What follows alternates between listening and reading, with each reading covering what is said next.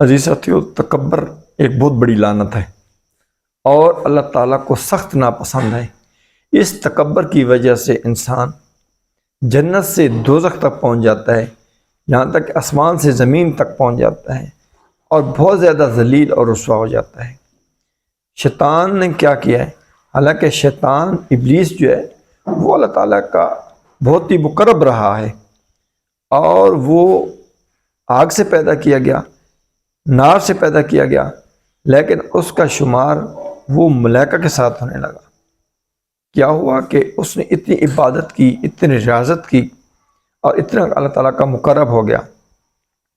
حضرت کعب عبارہ رضی اللہ تعالیٰ عنہ فرماتے ہیں، یہ جو ابلیس شیطان ہے یہ 40,000 سال تک یہ جنت کا خزانچی رہا اور 80,000 سال تک ملائکہ کا ساتھ رہا، ملائکہ کے ساتھ، اور ان کی صحبت میں رہا، اور یہاں تک کہ ملائکہ کو دست دیتا رہا۔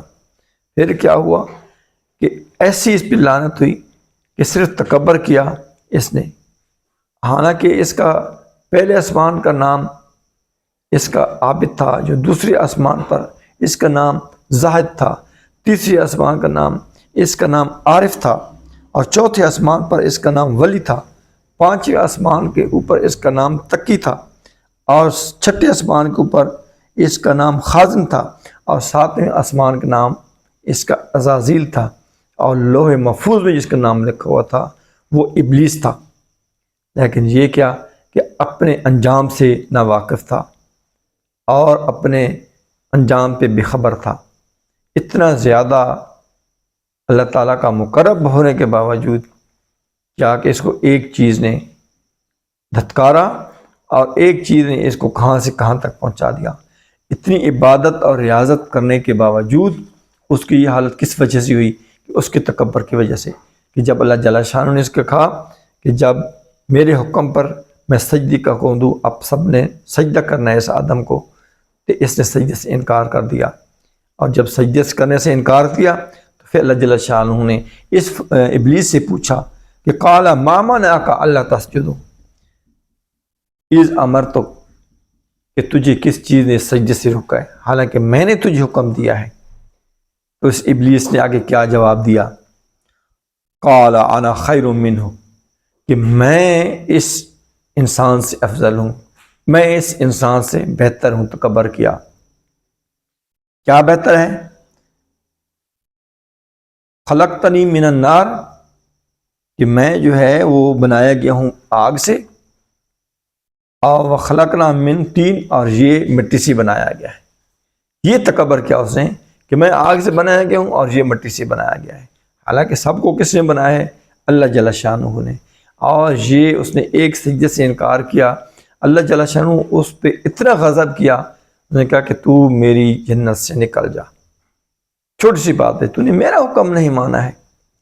تو اس نے کیا کہ اللہ تعالیٰ سے دعا کی، التجا کی کہ اللہ مجھے تو مہلت دے، کہ یہ جس بندے کی وجہ سے تو نے مجھے جنت سے نکالا ہے، مجھے تو نے جو ہے نا یہاں سے نکالا ہے اور یہاں سے تو نے مجھے ذلیل کیا ہے، میں قیامت تک آخری مرتے دم تک اس کے آگے پیچھے رہوں گا، اس کو اپنے راستے سے بھٹکاؤں گا۔ تو اللہ تعالیٰ نے مہلت دے دی۔ جب مہلت دی تو اس نے کہا کہ یا اللہ، میں تیرے بندوں کو آگے سے، پیچھے سے، دائیں سے، بائیں سے ان کو تیری راہ سے بھٹکاؤں گا، اس کی وجہ سے تو نے مجھے اپنے درگاہ سے جو ہے نا وہ نکالا ہے، اپنی درگاہ سے ذلیل کیا ہے اس بندی کی وجہ سے۔ تو عزیز ساتھیوں دیکھیں، اتنی بڑی قسم کھائی اس نے، قسم کھائی کہ میں قسم سے میں تیرے بندوں کو اپنے راستے سے بھٹکاؤں گا، سیدھے راستے سے، اور سیدھے راستے میں بیٹھوں گا۔ تو دیکھو ہم کتنی جو ہے اللہ تعالیٰ کی نافرمانی کرتے ہیں، نعوذ باللہ من ذالک۔ اس سے ایک سجدے سے انکار کیا، حالانکہ اتنا عرصہ اللہ تعالیٰ کی بارگاہ میں اللہ تعالیٰ کا مقرب رہا، اس کا برگزیدہ رہا، لیکن اپنے انجام سے ناواقف تھا۔ اس کو تکبر کس بات کے تھا؟ اپنی بڑائی پر، اپنی عبادات پر، اپنے مقرب ہونے پر، کہ میں اللہ تعالیٰ کے اتنا زیادہ مقرب ہوں، حالانکہ وہ اپنے انجام سے ناواقف تھا۔ اللہ تعالیٰ کو تو اس کی ضرورت نہیں ہے، ضرورت تو ہمیں ہے، ہم اس کی مخلوق ہیں، اور اللہ تعالیٰ نے یہ وعدہ کیا کہ وما خلقت الجن والانس الا لیعبدون، میں نے انسان اور جنوں کو پیدا نہیں کیا، صرف اور صرف کس لیے پیدا کیا ہے کہ اپنی عبادت کے لیے پیدا کیا ہے۔ یہ تو بڑی اہم بات ہے۔ اللہ تعالیٰ نے اس واقعوں کو قرآن پاک کے مختلف 7 جگہوں پر یہ فرمایا ہے، 7 جگہوں پر مختلف انداز میں۔ اصل مقصد کیا ہے کہ اے انسان، تو اپنی عبادت ریاضت پہ نہ جا، تو خالق میرے لیے عبادت کر اور میری بندگی کر۔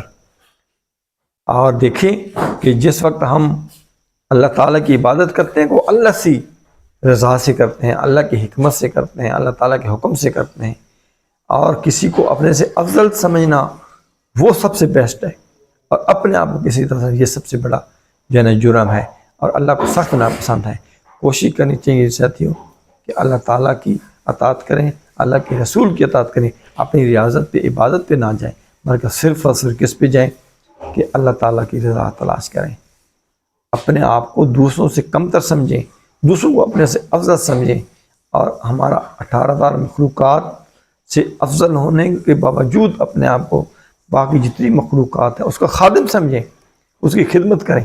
دیکھیں یہ بہت بڑی صفت ہے، کسی کو معاف کر دینا اور کسی کی خدمت کرنا کسی سب سے بڑی خدمت ہے، اور اپنے آپ کو مخدوم بنانا کہ لوگ میری خدمت کریں گے، میں بہت بڑا جو ہے نا وہ ہوں، ریاضت والا ہوں، عبادت والا ہوں، میں عالم ہوں، میں مفتی ہوں، میں عالم ہوں۔ نہیں نہیں نہیں، نعوذ باللہ من ذالک، شیطان کا یہ واقعہ ہمارے سامنے ہے۔ تو کوشش کریں عزیز ساتھیوں، اپنے ساتھ اپنے دوستوں کو، اپنے اہل خانہ کو اس چیز کی تعلیم دیں، اور یہ چیزیں دوسروں تک پہنچایا کریں، خود بھی اس پہ اللہ تعالیٰ عمل کی توفیق عطا فرمائے۔ اور یہ اللہ تعالیٰ کا پیغام، یار نبی صلی اللہ علیہ وسلم کا پیغام سب تک پہنچانے کی ہم سب کی ذمہ داری ہے۔ دیکھیں پیارے آقا صلی اللہ علیہ وسلم نے خطبہ جمعۃ الوداع میں کیا فرمایا کہ دین اللہ کا مکمل ہو گئے اور میں نے اللہ کا پیغام تمہارے تک پہنچا دیا ہے، اس چیز کی گواہ ہو جاؤ، اور باقی جو تمہارے اندر موجود نہیں ہے ان تک پہنچانا یہ تمہارا فرض ہے، تمہارا کام ہے۔ تو صحابہ کرام رضوان اللہ تعالیٰ علیہم اجمعین ادھر سے جہاں جہاں جس طرح ان کے منہ ہے وہ تبلیغ کے لیے نکل گئے۔ لیکن آج عزیز ساتھیوں ہم اس پہ کتنا عمل کر رہے ہیں؟ صرف ہم 5 وقت کی جب نماز ادا کر لیتے ہیں تو ہم اپنے آپ کو بہت بڑا جو ہے نا اللہ کا ولی تصور کرتے ہیں، بہت اعلیٰ فاضل کہ ہم نے اپنا فرض ادا کر دیا۔ نہیں نہیں نہیں، دیکھو آخری دم تک کوشش کریں کہ اللہ کے پیغامات کو پہنچائیں، اللہ تعالیٰ اور اللہ کے رسول کی تعلیمات کو عام کریں۔ دیکھیں یہ کوئی بڑھائی والی بات نہیں کر رہا ہے، لیکن جس پلیٹ فارم پر آپ کو موقع ملتا ہے، گھر بیٹھے آپ کتابت کے ذریعے سے، آپ جو ہے نا وہ موبائل کے ذریعے سے، کسی بھی ذریعے سے اللہ اور اللہ کے رسول کی تعلیمات کو عام کریں۔ عام جو عام لغو اور فضولیات قسم کی لغو باتیں ہیں ان میں ہم لگے ہوتے ہیں، ہم ایک دوسرے کو وہ شیئر کر دیتے ہیں، واٹس ایپ کرتے ہیں، ان کا وبال ہماری اوپر آتا ہے۔ لیکن جو اللہ اور اللہ کے رسول کی باتیں ہیں یہ باتیں سن کر ایک دوسرے کے ساتھ شیئر کیا کریں، عمل کی اللہ تعالیٰ توفیق عطا فرمائے، اور دوسرے کی فکر کیا کریں۔ عزیز ساتھیوں بہت نازک وقت ہے، اپنا بھی خیال کریں، اپنے پڑوس کا خیال کریں، اہل خانہ کا خیال کریں، اور اپنے آپ کو دوسروں سے کم تر سمجھیں۔ جب دوسروں سے سب سے بڑی چیز ہے افضل سمجھنا شروع کر دیں گے تو پھر آپ کا وبال شروع ہو جائے گا۔ یہ شیطان کا واقعہ آپ سے نکل کے ابلیس کا یہ اس لیے کیا ہے کہ دیکھیں وہ کتنا بڑا مقرب تھا لیکن کہاں سے کہاں تک پہنچ گیا، اور اپنے وہ اعمال سے غافل تھا، اپنے انجام سے غافل تھا، اپنے اعمال پہ اس کو تکبر تھا۔ لیکن نعوذ باللہ من ذالک، اللہ تعالیٰ کو یہ تکبر سخت ناپسند ہے۔ اللہ تعالیٰ ہم سب کو نیک و صالح عمل کرنے کی توفیق عطا فرمائے، ہم سب کی آل اولاد کو اعمال صالح کرنے کی توفیق عطا فرمائے۔ وآخر دعوانا الحمدللہ رب العالمین۔